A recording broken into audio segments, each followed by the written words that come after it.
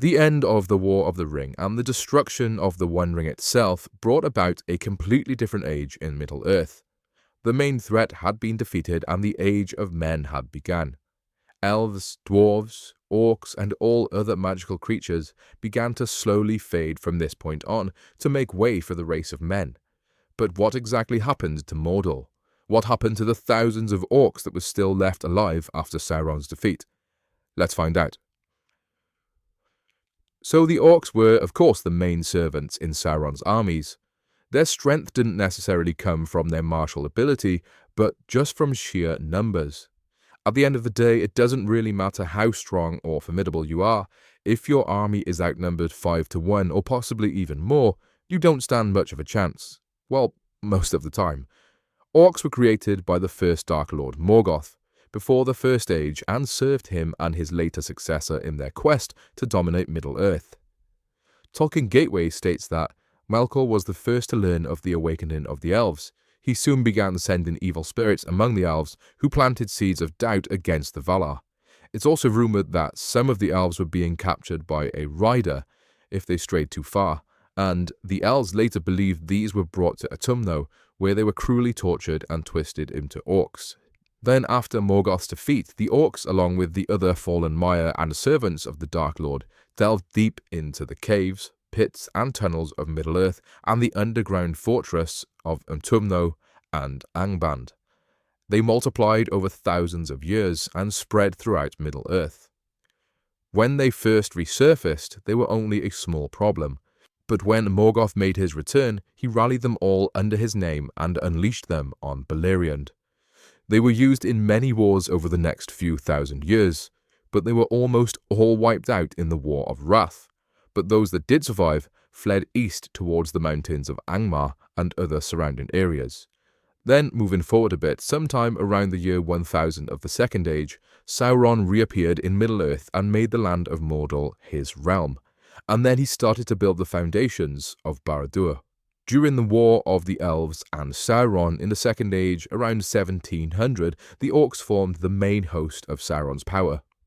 Now, despite the immeasurable number of Orcs present, the battle was won by the Elves and the Númenóreans due to their united force and numbers. Until Sauron's final downfall in the Third Age, Orcs remained the backbone of the armies of Mordor. But after the Second Dark Lord's downfall, they were killed in large numbers at the Black Gates, and slain nearly to the last orc by the men of the West in the period after the Great Victory. The captains bowed their heads, and when they looked up again, behold, their enemies were flying and the power of Mordor was scattering like dust in the wind. As when death smites the swollen brooding thing that inhabits their crawling hill and holds them all in sway, ants will wander witless and purposeless, and then feebly die. So the creatures of Sauron, orc or troll, or beast spell-enslaved, ran hither and thither mindless, and some slew themselves or cast themselves in pits, or fled wailing back to hide in holes and dark lightless places far from hope. But the men of Rhûn and of Harad, Easterling and Southron, saw the ruin of their way and the great majesty and glory of the captains of the West. And those that were deepest and longest in evil servitude, hating the West, and yet were proud and bold, in their turn now gathered themselves for a last stand of desperate battle. But the most part fled eastward as they could, and some cast their weapons down and sued for mercy. In other parts of Middle-earth, however, such as the Misty Mountains, the Orcs were not nearly so dependent on Sauron, and it can be assumed that the majority of the Orcs that survived the battles before Erebor at the end of the Third Age would have survived.